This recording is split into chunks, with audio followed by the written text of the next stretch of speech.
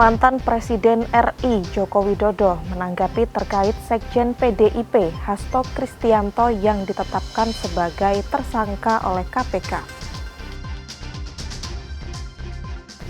Polres Pemalang menyediakan makan siang gratis bagi pemudik yang melintas dan singgah di posko.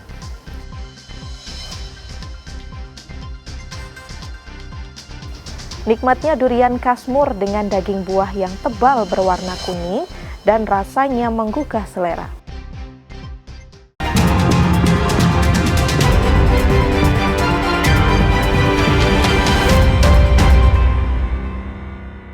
Saudara, apa kabar Anda hari ini? Selain 3 informasi tadi, sejumlah informasi menarik lainnya akan kami hadirkan untuk melengkapi Kompas Jateng hari ini.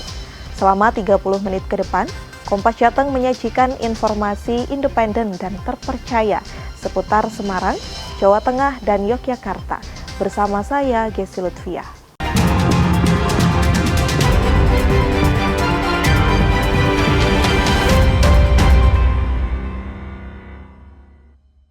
Presiden ke-7 Republik Indonesia Joko Widodo menghormati proses hukum yang berjalan ketika diminta tanggapan soal penetapan tersangka pada Hasto Kristianto. Soal namanya yang masih disangkut pautkan, Jokowi menegaskan jika dirinya sudah pensiun. Jokowi meminta semua pihak untuk menghormati proses hukum yang berjalan. Ini terkait dengan penetapan Sekjen PDI Perjuangan Hasto Kristianto sebagai tersangka dalam kasus Harun Masiku oleh KPK. Terkait namanya yang masih dihubung-hubungkan dengan pemerintahan saat ini, Jokowi yang sedang memanfaatkan momen bersama cucu-cucunya ini mengatakan jika dirinya sudah pensiun. Hasto kan ditetapkan sebagai tersangka di KPK ya Pak, tapi nama Bapak itu masih disangkut pautkan atas tersangka ini. Hormati seluruh proses hukum yang ada. Tapi nggak apa-apa Pak, nama-namanya dicatut Pak, masih dibawa-bawa Pak. Nama Pak Jokowi sama keluarga masih dibawa. Juga warna tugas pensiunan nggak.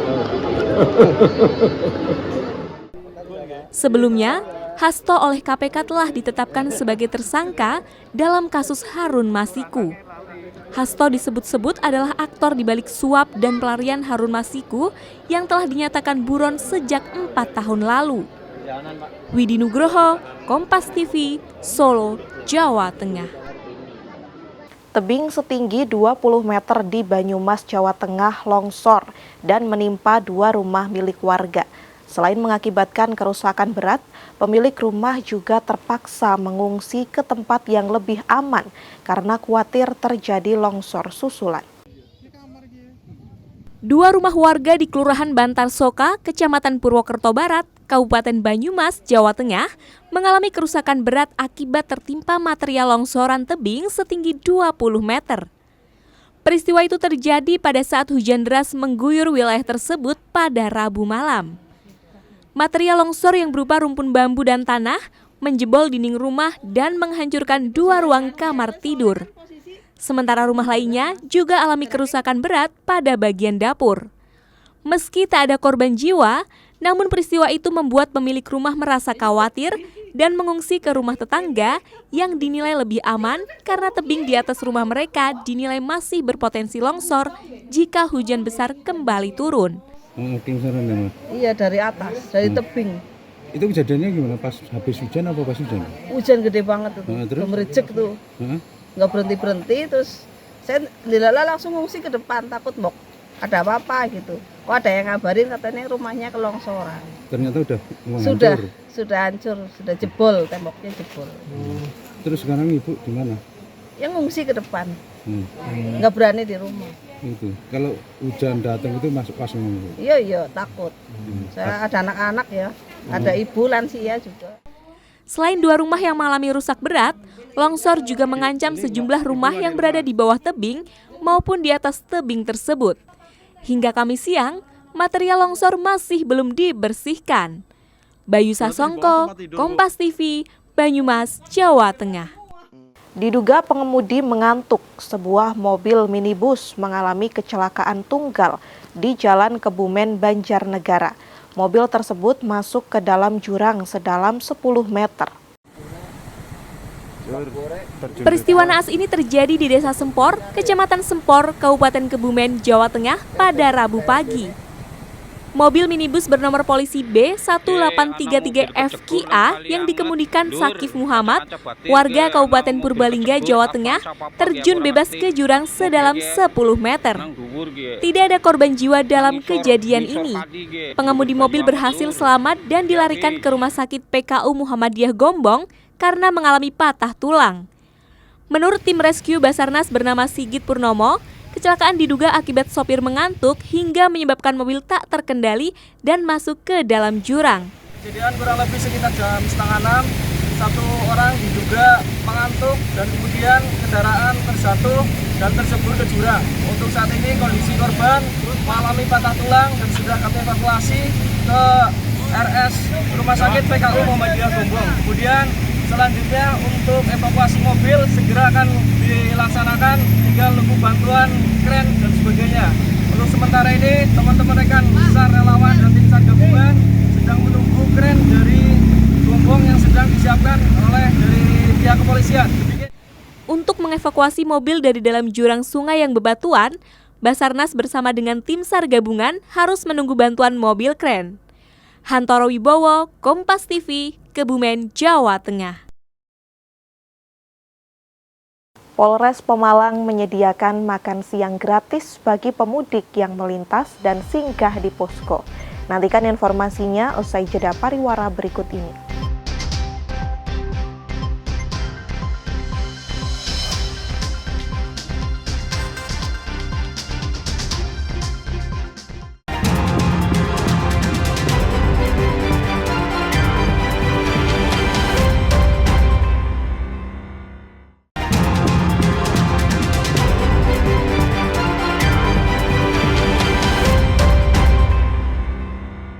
Masih di Kompas Jateng bersama saya, Gesi Lutfiah. Di tahun akademik 2025-2026, Universitas Diponegoro Semarang membuka pendaftaran bagi calon mahasiswa baru. Saat ini Undip memiliki 55 prodi sarjana dan 11 prodi sarjana terapan untuk SNMPMB 2025. Untuk SNPMB 2025, Undip akan menerima mahasiswa baru dengan mengikuti peraturan yang sudah ditetapkan, yaitu minimal 20% dari jalur SNBP, minimal 30% dari jalur SNBT, dan maksimum 50% dari jalur mandiri. Termasuk di dalamnya, adakah penerimaan untuk calon mahasiswa melalui skema Kartu Indonesia Pintar atau KIP Kuliah. Saat ini, Undip memiliki 55 prodi sarjana dan 11 prodi sarjana terapan untuk SNPMB 2025. Undip siap menerima lulusan SMA dan sederajat yang unggul untuk kompetisi dan berkesempatan diterima di Undip. Wakil Rektor Akademik dan Kemahasiswaan Undip, Prof. Heru Susanto menegaskan, pendaftaran mahasiswa baru Undip dilakukan melalui 3 jalur seleksi, yaitu seleksi nasional berdasarkan prestasi atau SNBP, seleksi nasional berdasarkan tes atau SNBT, dan seleksi mandiri. Penerimaan mahasiswa baru melalui 2 jalur, yaitu SNBP dan SNBT. Selain nanti Undip secara mandiri juga mempunyai seleksi mandiri. Ya. Secara filosofinya begini, mahasiswa itu atau calon mahasiswa itu tidak mendaftar atau tidak jadi mendaftar setelah diterima atau tidak, itu adalah keputusan individu. Itu bukan keputusan sekolah. Dan sebenarnya di dalam ketentuan peraturan menteri yang saya sebutkan tadi sudah ada. Kalau mahasiswa sudah diterima di SNBP, itu secara otomatis dia tidak akan bisa mendaftar di SNBT maupun di seleksi mandiri. Kemudian kalau mahasiswa sudah diterima di SNBT dan melakukan registrasi, dia tidak boleh mengikuti ujian seleksi mandiri. Maka terkait pertanyaan jadi sampai saat ini Undip tidak pernah melakukan blacklist terhadap sekolah. Jalur SNBP akan menggunakan pendekatan penelusuran prestasi akademik melalui nilai rapor serta pertimbangan prestasi akademik dan non-akademik. Untuk tahap jalur SNBP bagi sekolah dimulai dengan pengumuman kuota sekolah pada 28 Desember 2024. Senot Puji, Kompas TV, Semarang, Jawa Tengah. Masih terkait dengan mahasiswa baru, Universitas Negeri Semarang, UNES membuka kesempatan bagi calon mahasiswa baru tahun akademik 2025-2026 dengan menyediakan kuota sebanyak 11.420 mahasiswa untuk jenjang D3 dan S1.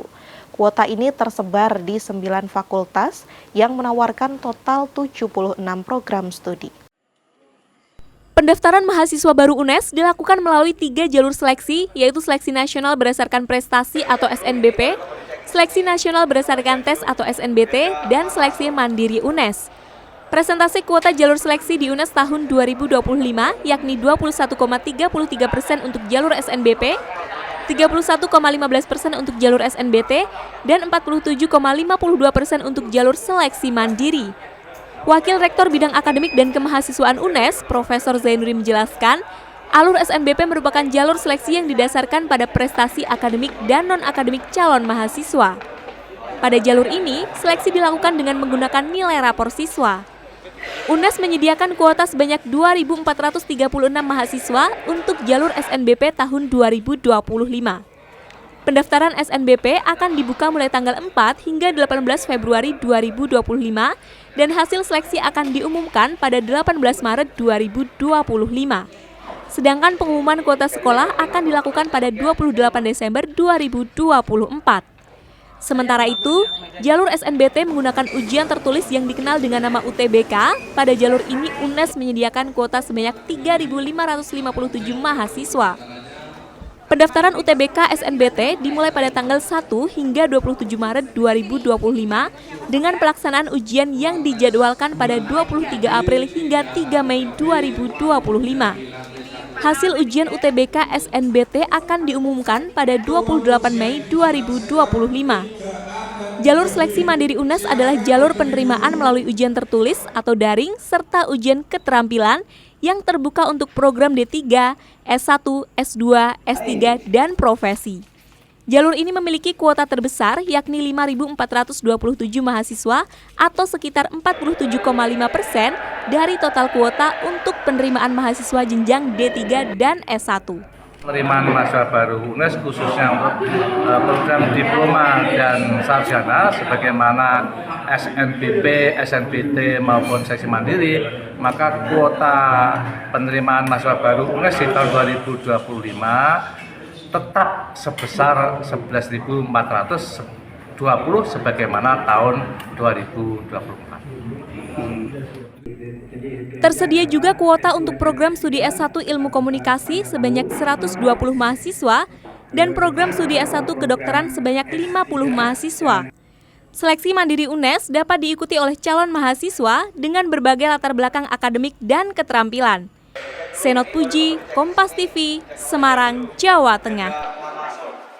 Untuk kelancaran dan kenyamanan arus mudik libur Natal dan Tahun Baru, Polres Pemalang, Jawa Tengah memiliki cara tersendiri sebagai bentuk dukungan terhadap operasi Lilin Candi 2024 ini.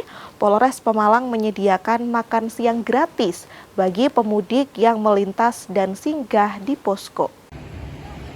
Selama gelaran operasi Lilin Candi 2024, Polres Pemalang menyediakan layanan makan siang gratis bagi pemudik yang beristirahat di pos terpadu alun-alun Kabupaten Pemalang. Makan siang gratis yang disediakan oleh aparat untuk para pemudik mulai bisa dinikmati pada pukul 12 siang. Menurut Kasih Humas Polres Pemalang, Ibtu Widodo, pemberian makan siang gratis ini bertujuan agar para pemudik bisa beristirahat sejenak saat melintas di Pantura. Kebanyakan pemudik memaksakan kondisi lelah dalam mengemudi yang bisa membahayakan dan dapat menyebabkan kecelakaan. Setelah makan siang dan beristirahat yang cukup, harapannya para pemudik dapat bugar kembali untuk melanjutkan perjalanan. Pos terpadu alun-alun menyediakan makan siang gratis bagi pemudik dari luar kota yang singgah atau melewati kota Pemalang. Harapannya pemudik yang sudah lelah atau dalam perjalanan bisa istirahat di pos terpadu alun-alun ini dan menikmati makan siang gratis di pos terpadu alun-alun. Kemudian ada pelayanan kesehatan juga di pos alun-alun ini, sehingga bisa melanjutkan perjalanan menuju tujuan dengan kondisi yang fit dan bugar. Salah satu pemudik dari Jakarta mengaku sengaja singgah di pos terpadu alun-alun Pemalang karena dinilai aman dan nyaman untuk beristirahat. Bahkan, dirinya tidak tahu jika di pos terpadu terdapat makan siang gratis. Dari Jakarta, Pak. Oh ya, tadi kenapa Pak kesini Pak? Istirahat sih Pak, sekalian ini ngecas HP. Oh, Cuman di sini juga polisinya baik-baik, sehingga tes kesehatan gratis, makan gratis. Ya menunya enak juga sih Pak. Ya alhamdulillah lah dapat makan gratis buat ngisi perut. Nyangka nggak Pak dikasih makan siang gratis? Nggak nyangka sih Pak, saya masuk sini pos peristirahatan ditawarin makan, minum. Ya, alhamdulillah lah. Selain layanan makan siang gratis, para pemudik yang beristirahat di pos terpadu alun-alun Pemalang juga mendapatkan pelayanan cek kesehatan dari Seksi Kedokteran dan Kesehatan atau Dokes Polres Pemalang. Ari Himawan, Kompas TV, Pemalang, Jawa Tengah. Nikmatnya durian kasmur dengan daging buah yang tebal berwarna kuning dan rasanya menggugah selera. Informasinya sesaat lagi hanya di Kompas Jateng.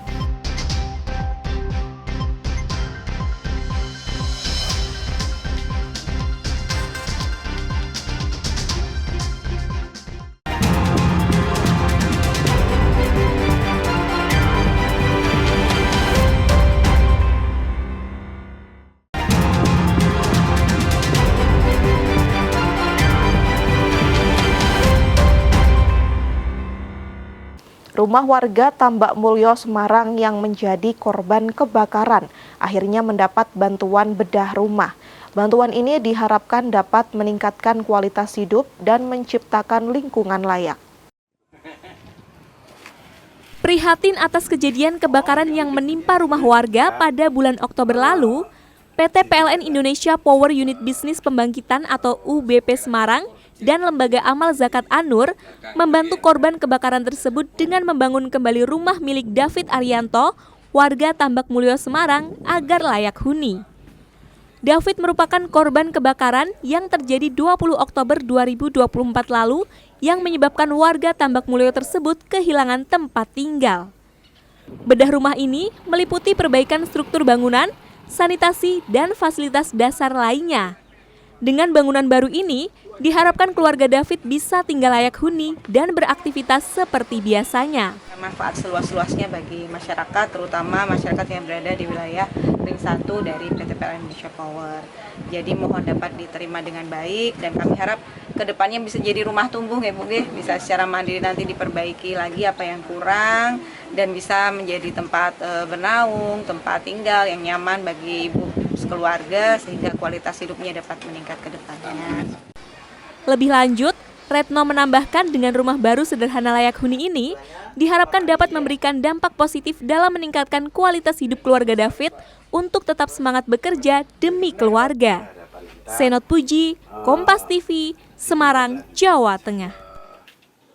Bagi Anda pecinta durian, libur panjang Natal dan Tahun Baru bisa dimanfaatkan untuk memanjakan lidah dengan berburu durian khas Pekalongan, Jawa Tengah.